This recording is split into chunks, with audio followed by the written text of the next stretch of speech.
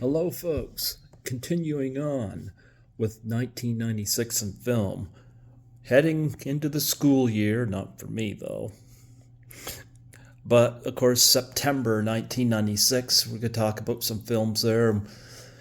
And of course, that first week of September, we always had the Frex here with all the fair rides and stuff like that. And I remember that week because I caught a couple of films that week, because I would have been 24.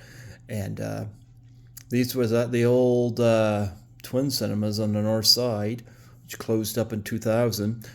I caught a couple films there. One was Bogus, and the other was Bulletproof. Um, Bogus starred Whoopi Goldberg, who has this kid put in her care after the kid's mom had passed away, and she does not want the responsibility. And Bogus is the name of Gerard Depardieu. I don't know if my apologies if I mispronounced his name. He's the kid's imaginary friend. He does a great job in it. Goldberg is fine in it. Not as funny as I was hoping it was going to be. It certainly carries a great message about parental or adult figures in the lives of kids and growing up and how important that is.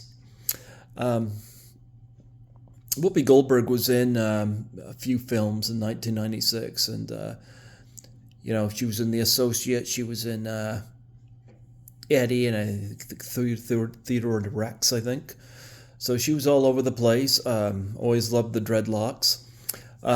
Bogus, I give a 5.5 out of 10. If you're a big fan of Whoopi Goldberg or Jared, you might want to take a look at it. I've seen better, but it certainly has a great message. On a lesser note, though, is Bulletproof with Damon Wayans and Adam Sandler, who end up handcuffed to each other. He's a cop and he's a criminal, and they're on the run. I didn't even see advertisements of this film when it came out. I think I saw it the same double billing was Bogus. And for Adam Sandler, I enjoyed Happy Gilmore. I had some fun with that, and I was able to relate to it. With Bulletproof, not so much. I find the story very generic. Whether you find it funny depends on how much you like Sandler or Wayans, but Sandler's an acquired taste. I like him in there's some stuff I definitely like him in. There's some stuff I don't. This is one of the films I didn't care for, and I can't really speak a whole lot of it. There's not much of a plot. There's not much of... This looks like something you could write in your sleep, kind of like watching Carpool, which I talked about in August. Something you could probably write while you're in mid-snore, Bulletproof is not bulletproof. It gets a 3 out of 10. Now, moving on to something that was a lot more ambitious, September 13th, we had a film I didn't see any advertisements for either, but I remember Feeling Minnesota. I'm going to tell you the one thing that stood out to me the most, because growing up, one of my favorite songs, and I still like this song, was Ring of Fire by Johnny Cash. And of course, this film opens with a flashback of two brothers as children and fighting with each other and beating the crap out of each other while Ring of Fire is playing. I remember that so well. And of course, the brothers are played by Keanu Reeves and Vincent D'Onofrio. D'Onofrio, excuse me. And I'm like, the relationship hasn't improved any as they got older, because Keanu Reeves and Vincent D'Onofrio are still beating the shit out of each other. And you got a little criminal subplot in here. You get Cameron Diaz involved in here, who's stunning. This was pre There's Something About Mary, but post The Mask for her. And she ends up taking off with Keanu, which just further puts him in shit. And you have Dan Aykroyd as, if I remember correctly, a cop. I remember one section where he beats something on a Frio. He gets outside there, and there's he puts Dan Aykroyd in a headlock and runs him head first straight into the car lights, if I remember correctly, or something like that. Oh, it was pretty funny. It's a rough set because, I mean, I got two brothers. One that I haven't seen in years, and the other one I'm very close with. I can't imagine hating a sibling this much, but I don't agree with how the film ended, but I still had a lot of fun with the film. I give it an 8 out of 10.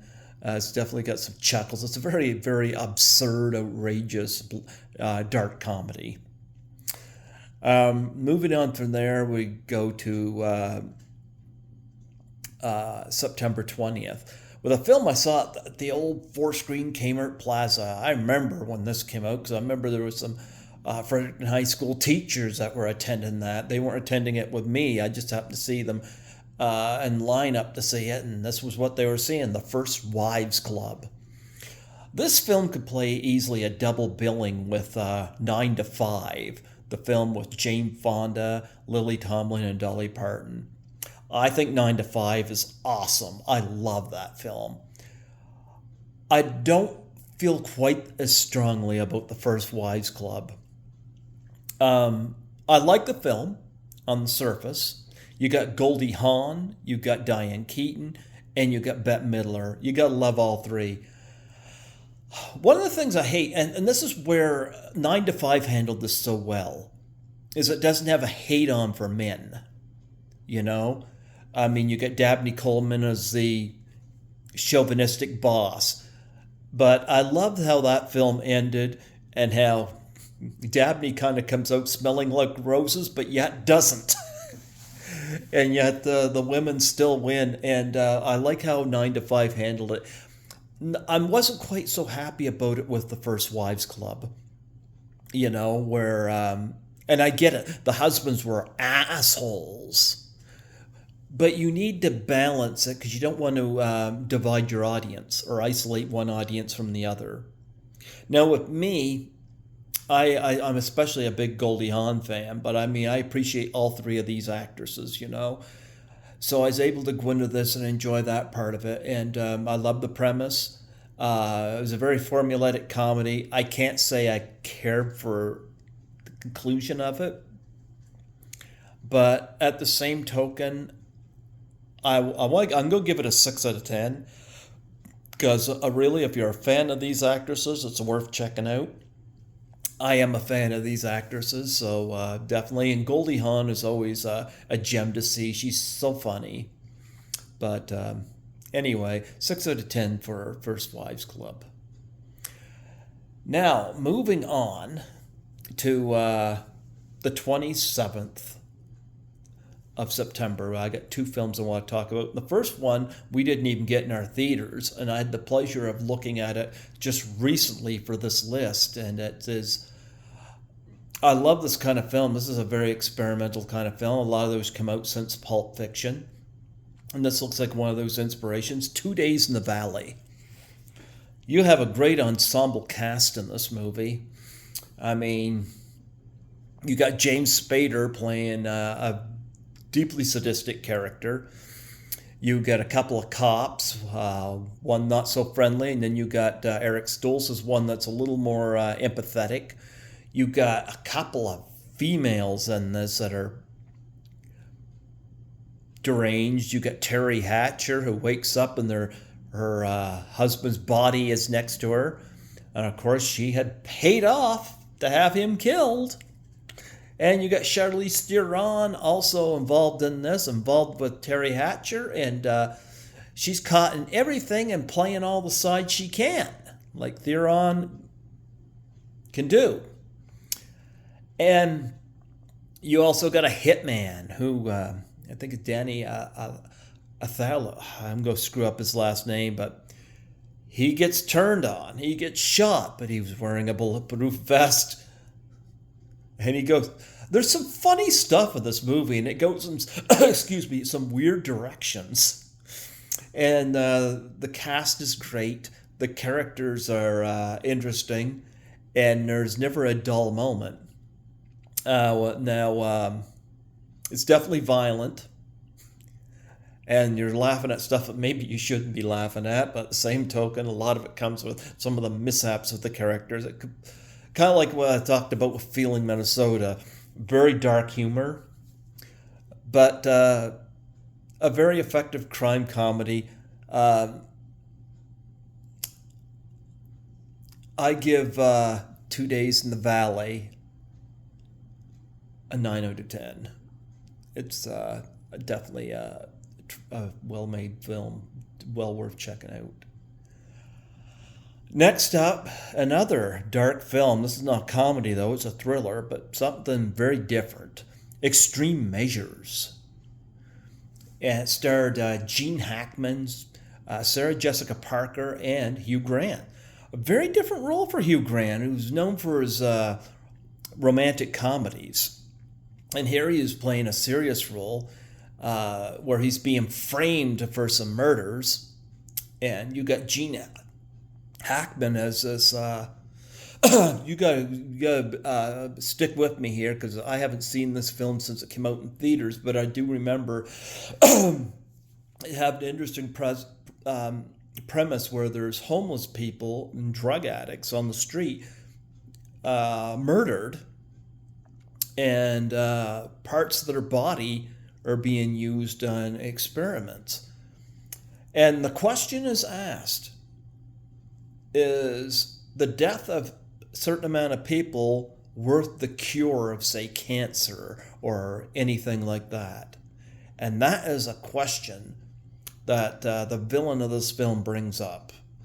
It's interesting, and it's very dark, but I love the fact that it made me and the audience think about something. And very excuse me, I got a frog in my throat. But you got Hugh Grant in a very different role. Gene Hackman is almost always really good in anything, and Sarah Jessica Parker playing Hackman's daughter in it as well, is a pivotal role. Excuse me. I'm trying to think what I gave this film, whether it was an 8 or a 9 out of 10. I don't have the notes right in front of me. Either way, you know it's a thumbs up, if I may quote Siskel and Ebert. So, breaking it down, I'd say the best film out of the bunch is 2 Days in the Valley is the best film of September. My favorite, I gotta say, I remember Feeling Minnesota, most fondness in terms of guilt, and it's definitely, when I say guilty pleasure, I mean guilty in all caps. But I bet you Keanu Reeves wishes he could Matrix through that film. But I had some fun watching that. The worst film out of the September groupings is Bulletproof. You know, I like Sandler better and Happy Gilmore the same year. I thought that, and I liked Damon Wayans better in, I think it was him that was in Celtic Pride. Liked him better than that. But Bulletproof, I don't think did either one of them any favors. So, not a fan of Bulletproof.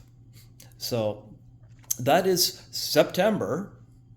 And I try to keep the ratings in my head, but I got a little mixed up on the Extreme Measure. Just know that I recommend it. How's that, you know?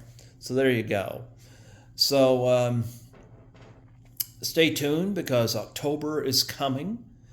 October 1996, and I will share with you my thoughts on some interesting films that come out that month. So, and I often highlight films based on a variety of things. So not every film I'm going to be highlighting are favorites or films that, I mean, I can't give everything good reviews, because that could be kind of boring, but I definitely like to tell a story to go along with it. Anyway, folks, this is Python signing out, and stay tuned for October. We're getting down to the nitty gritty for 1996, and then we move into the following year. But spend some two days in the valley. Just behave yourself while you're there. That's my best. That's the best medication and recommendation I can give you.